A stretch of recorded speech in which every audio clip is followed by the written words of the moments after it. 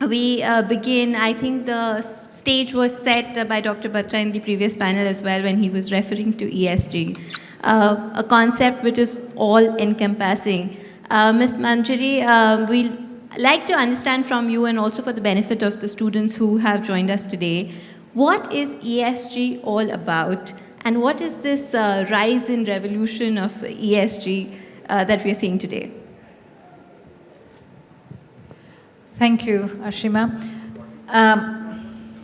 I think ESG, like most people in the room and outside, would also know that this is the new buzzword and everyone's talking about it, especially since May of this year when SEBI came out with its circular on corporate business responsibility and sustainability report, which has now become, it's voluntary for this financial year, but starting 1st of April 2022, it would become mandatory.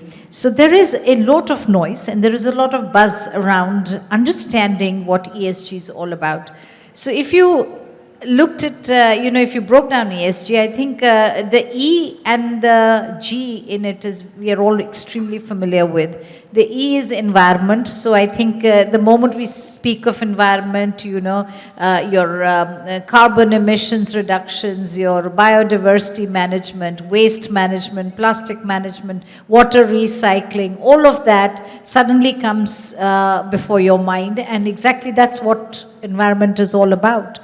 Governance, I think, is a very, very old word, and I think as lawyers and people who are in this profession or otherwise, in common parlance also, we all understand what governance is. Governance is ruled by policies and procedures and compliances. So it is all about, if you looked at a company, you would look at, all the policies and processes, your code of conduct, your board management, your the various policies that you have on wage, on equal parity for pay, your whistleblower, etc. All of those conflicts of interest, all of that falls into governance. What really keeps the company on track? And the third element, which is the middle S, I think is social. Most people don't sort of understand what that would be, but in a context of a company, that would mean all labor relations, all employee relations, equal pay for equal work, diversity, inclusion, labor relation, industrial relations. I think all of that forms a part of social. So that makes it ESG. To answer your second part of your question, Ashima, where you said that what's this whole revolution about and what's going on and why so much of focus on this now than ever before. ESG focus has been in India for some time now. Of course, it's taken on a new dimension now, primarily again because the world, even globally, you would have seen, the sustainability, the focus on environment has been there for some time, far more than what it was in India. But I think the pandemic has woken us all up to the need of understanding and accelerating this process. It has made us all understand that it is just not about profiting. It is also about being sustainable. The reason, I remember when we were all in lockdown and everything, I heard people say, that, we have tampered with nature far enough. This is nature's way of telling us that, that's enough. So it's nature's outside, but we were all inside. It was something like that. So it is about sustainability. It is about understanding that, certain things you've got to retain and you got to work around them. Now, how it is going to translate into a companies, and, Hemant and I and Zameer are all sort of part of companies. So, we'll talk probably more in that concept, in that context, is that, how do companies begin to look at developing this agenda such that it creates long-term value and sustainability for an organization. For organizations are, unless of course you are a not-for-profit organization, we all are here to make profit. Nobody hides that fact. So your goals in terms of how you set yourself up in terms of the ESG has to be in terms of the long-term sustainability towards business growth. And sometimes we mistake the fact that, business growth is only financial. Sometimes we have to now begin to understand that the ESG and sustainable development also has its long-term value for the organization that can translate into business growth as well. So I think I'll rest it there and we can take it from there. Sure. Thank you, Ms. Chowdhary. I would bring in Mr. Kumar now. Mr. Kumar, taking further from what Ms. Chowdhary said, how would you rate the ESG maturity level of organizations in India? And if you would like to take the example of your own. Let me tell that these three words, especially environmental and social, it's not new. If you see the 42nd Amendment in 1977 in our Constitution, as a directive principle, 48A was introduced, and also as a fundamental duties of every citizen. Citizen includes both ourselves as well as corporate citizens. So these were the part of our Constitution.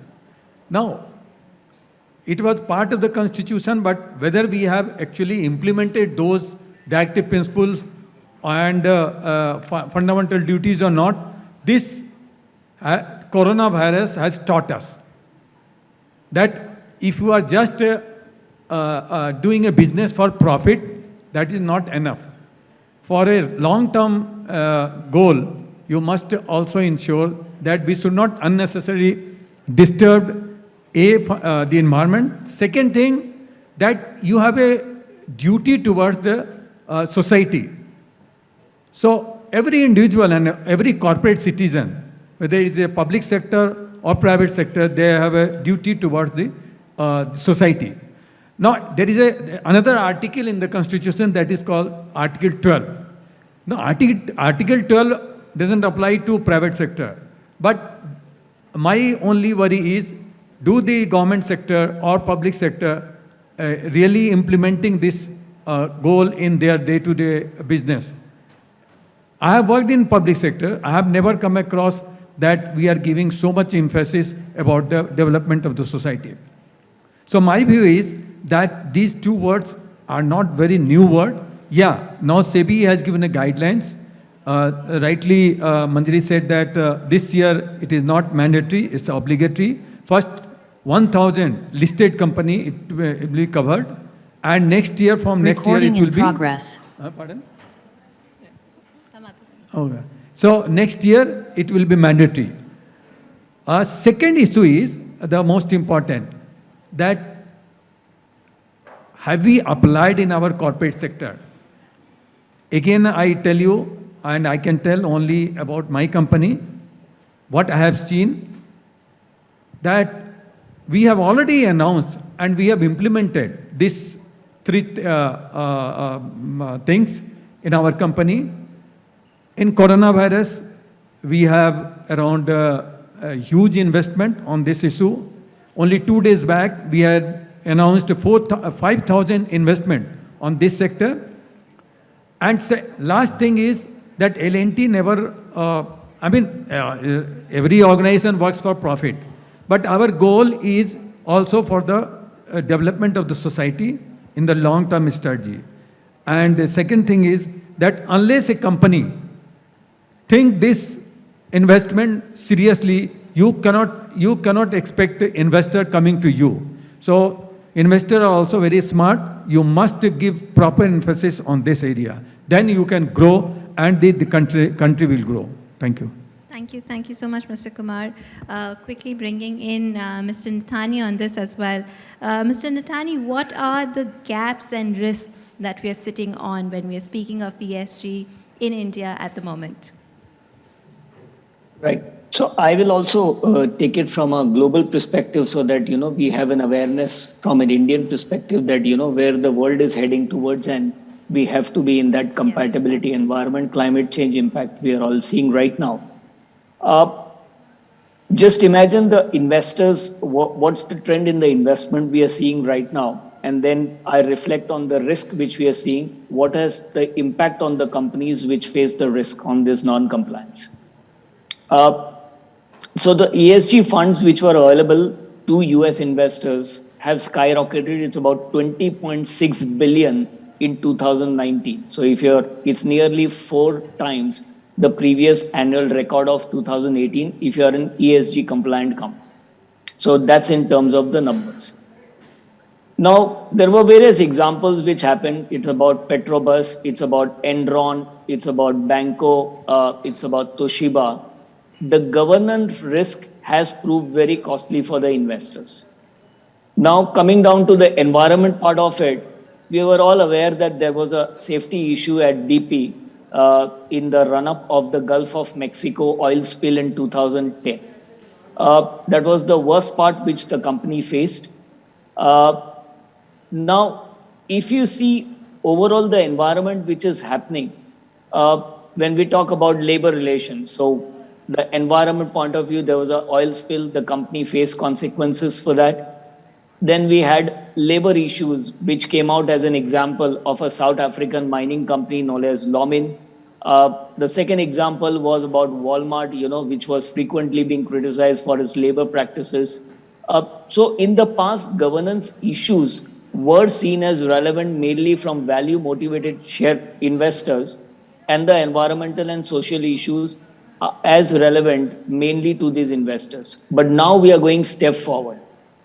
When you're today talking about ESG compliant, the movement which we saw in India was by an introduction of the CEO of Infosys, Salil Parekh, who made a statement that, when Infosys has now set up a goal for 2030, ESG is at the heart of our approach. I'm delighted to launch our ambition for 2030 with these goals and aspirations. In the areas of environment, we are focused on preserving our planet, about climate change, water, and waste. In the area of social, our emphasis is on the development of people, especially digital talent at scale, technology for good, diversity and inclusion, and energizing the community work. Now, why the company awareness has come into this direction? Because the BP oil spill, Deepwater Horizon 2010 oil spill in the Gulf of Mexico, BP share lost about 50% in a particular period in 3 months because of this particular disaster which had taken place. The other consciousness was that there were about, in 2017, 390 investors representing more than 22 trillion in assets issued a letter urging government of the G20 nations to support and implement the Paris Climate Agreement. The 2010 decision of the US Security and Exchange Commission was to release formal guidance on companies to disclose climate risk in their 10K filing. So today, when we are looking at environment, social and governance, these are the examples we have. The risk is that if we are not a compliant company in these particular areas, you may also face representations from the investors and the shareholders asking for your accountability in addition to the other governance which happens in and around the company.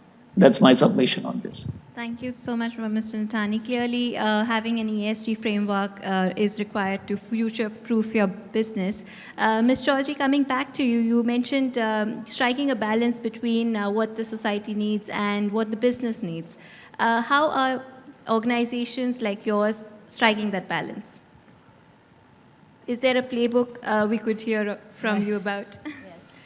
No, yes, I firmly believe that you have to have that balance between, what the business is looking at and what you need to do in terms of your responsibility towards, as a responsible corporate in the whole ecosystem.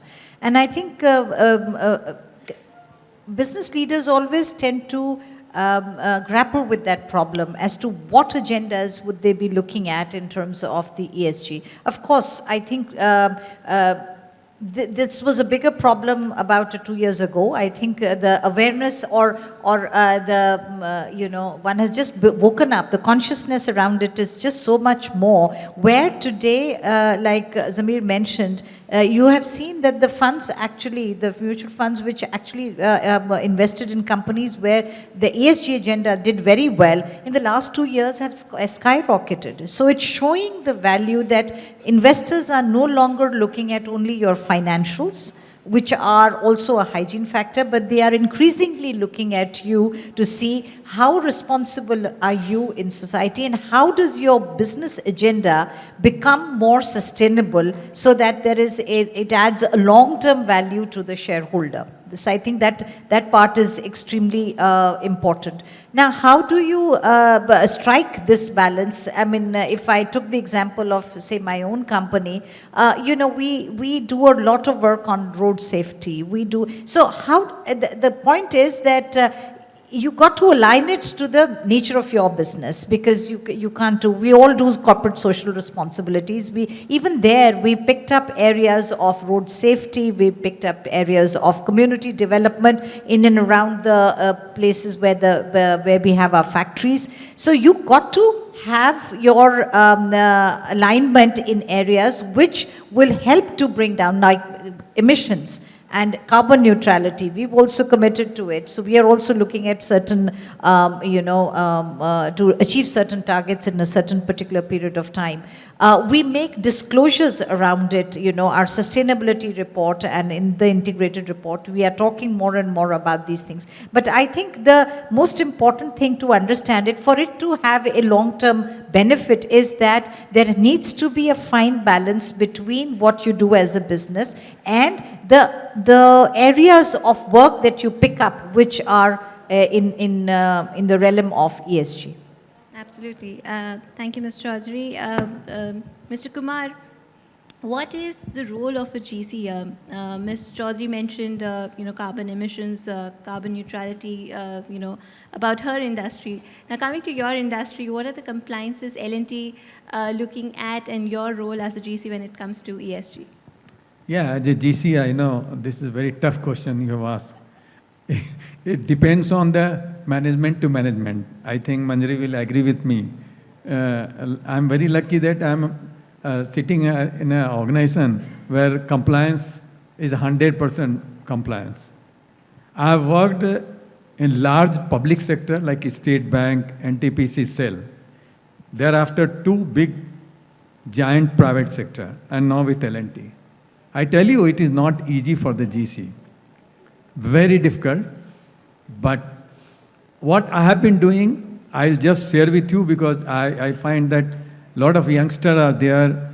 Tomorrow they may be joining as in-house counsel, or they may be going in practice. See, GC are not, rightly said that you are the guardian and conscience of the company. GC duty is not only to guide, but to guard the company. Now, how to guard the company is, here is the role. Suppose there is a compliance. You should be proactive. You should not only tell the board or tell the HOD. You tell and share this information to even all managerial cadre, those who are managers, senior managers, because they are also working at different places. Now, how you will do it? There are many ways. I think Manjaree also doing, I am also doing. See, you conduct workshop, you conduct seminar, you issue various types of circular. Part one. Part two is you also do regular review. Are they really implementing those circular compliances? If they are not doing, you should not unnecessarily take, harsh step, but counsel them that if you do not follow these type of regulations, compliances, you are putting the company at a huge risk. Say, for example, I am telling you, suppose a simple, now new labor code has come. Earlier, what has happened? If there is an accident in the factory, what the law demands that if there is a casualty, if there is a death, within 24 hours, you inform to the factory inspector. What is the problem in informing it? You are running a big industry. You should not hide all these things. If there is a death, there is a casualty, you inform. Second thing, if there is no death, you within 48 hours you have to inform. My message is that whether it is a ESG or any compliance, as an in-house counsel, it is your prime duty to teach everybody. Teach in the sense, you just conduct workshop. Not only for, again I repeat, you also discuss with the audit committee member. In this matter, I have 4 times I have discussed with audit committee members. They should be also informed that these are the changes and we have to make the disclosure. Now, do you need every time a mandatory law, then only you will disclose? My thinking is no. It is your prime responsibility. I have just referred, it was your constitutional duty. You are bound by the Constitution. In 1977, 42 amendment came when directive principles was introduced on this issue and also as a fundamental duty. These apply to every citizen. Now we are talking about the corporate citizen, like private sector. So the GC plays a very vital role in executing this type of compliances in the organization. If they are not doing, I think we are not justifying our position. The agents of a company, absolutely, Mr. Kumar. Mr. Nathani, also inviting your comment on the same. What has been, particularly to your industry, has anything changed from what Mr. Kumar said, and how are you taking compliances at the organization? For me, I at this stage for my company, we feel the ESG point is so important because we are a technology company. So UFO Movies was a pioneer where the physical reel, which was supplied to the theaters, was converted into a digital projector. It stopped piracy, it brought digitization in the country. Today I can release one movie at the same time and date across India, which used to take about 2 or 3 months to go into the village. So for me as a technology company, the ESG portion is very important because I have also investors who are looking at me. I feel ESG has played very important role from a perspective that, a similar parallel example, if I can give you, is about Walmart Sustainability Expo, which Walmart did in 2014, where a supply sustainability index was, because, Walmart, people know that it's known for its negotiations, etc. Well, when Walmart undertook a program of a similar nature related to ESG, Walmart saved about $231 million by means of efficient waste management and recycling. This is the advantage of ESG we are looking at. It's estimated that they would save about $150 million through renewable energy projects, zero waste management. So today, when we are looking in my company for a low-cost cinema theater, we are also looking that, how can we utilize solar energy so that it powers your theaters, to that extent. So this is what ESG is about. We need to understand the nitty-gritty about it. The second would be that from a GC perspective today, compliance has, of course, come to the forefront. You are today more concerned that, your investors are looking at how you are ESG compliant, how you are friendly to the environment, how you are looking at your labor, etc., and how you're looking at your governance mechanism. It's become strict also under the law. So for us, as a technology company, it's always at the forefront of it. What 2-3 points I am just going to highlight here is that today in your international reporting also, because my company also has international companies, etc., the ESG disclosures are now going to become a norm. So therefore, as in principle, if you are a company which is in compliance of that, then you will be rated as a non-compliant company. Now, if you see Morgan Stanley, and there are specialist firms, they have been recently joined by traditional credit rating agencies like Moody's, S&P, etc. And presently, the global market for ESG rating is currently worth about $200 million and could grow about $500 million in 5 years. So even the rating agencies are now putting systems in place so that you have those classifications. Number 3, ESG is, of course, influenced by public opinion. but ESG issues are inherently reputational. Today, anything which goes beyond those particular reputation, you may have a disaster not only for your company, but the shareholders, the stock value, etc., will also get affected. So as more companies provide ESG disclosures and commitments, and given the speed of social media responses and news cycles, observations of companies' ESG actions and inactions are published, it is in the best interest that the companies are complying, and my company is moving towards that direction 100%. Thank you, Mr. Nathani. Thank you so much. And coming back to Ms. Chowdhary, in the interest of time, because I can see time's up flashing here, your last word on role of a GC and your organization and the disclosures that we just spoke about. I think Hemant has just spoken about the role of the GC. It is a tough rope to walk, and it's difficult. On the one hand, you are responsible, you're the conscience keeper. You must make sure that the company works on the right side of law. On the other side, sometimes there are more business exigencies, and how do you balance the two?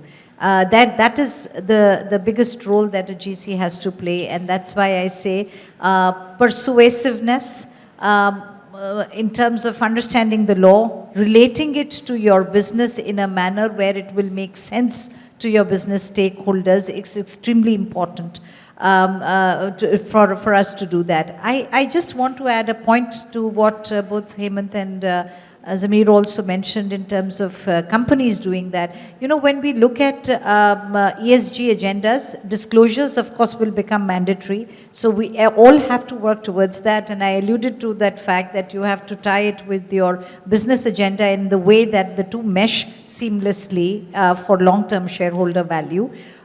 Besides that, I think when we understand ESG and we look at ESG agenda, we are all talking of carbon neutrality, and in my business, emissions, you know, scrapping of end-of-life cars, making sure, you know, you're using solar energy, more green energies of use. You don't have any waste, you have great waste management in your factories, etc. But let's not forget, again, on the governance side, we will all talk of our boards and our policies and procedures, but we also must keep in mind the social side of it. And when we look at companies, the fact that you have less attrition is a very big thing, especially at the top and senior management. If you are able to retain your people for a longer period of time, I call that social sustainability. If you have great benefits for your organization, if you have a great agenda on diversity and inclusion, and by diversity I don't only mean gender, but I mean all kinds of diversity going forward, and you have equal pay for equal work, you have parity in payment of wages, and you have great labor relations for those who are in, you know, working in factories and who run factories and have unions. So to have a no strike period for a long period of time is nothing but social sustainability. And together, all of this between environment, social and governance becomes a whole big package, which I think is here to stay and is only going to gather more momentum as we go forward. Absolutely. Taking, you know, revolution, ESG taking us by storm. So in the interest of time, sir, ma'am, we'd wrap this discussion here. And thank you so much for joining us. All right, Mr. Kumar. Yeah, just we are talking about social responsibility and ESG. See, during lockdown we started March 2020. In 3 months, we have spent 1,500 crores for payment of wages to our contract labor, because contract labor are assets for my company. 5 lakhs contract labor without work, all wages, all medical benefit, all their stay free of cost at our places. So this is called social responsibility from one organization. Thank you very much. Thank you, Mr. Kumar. Ladies and gentlemen, please give it up for also on the panel are 3 of BW Legal World's top 100 general counsel who have shared their views with us. So thank you so much for Thank you very much, joining us for this conversation.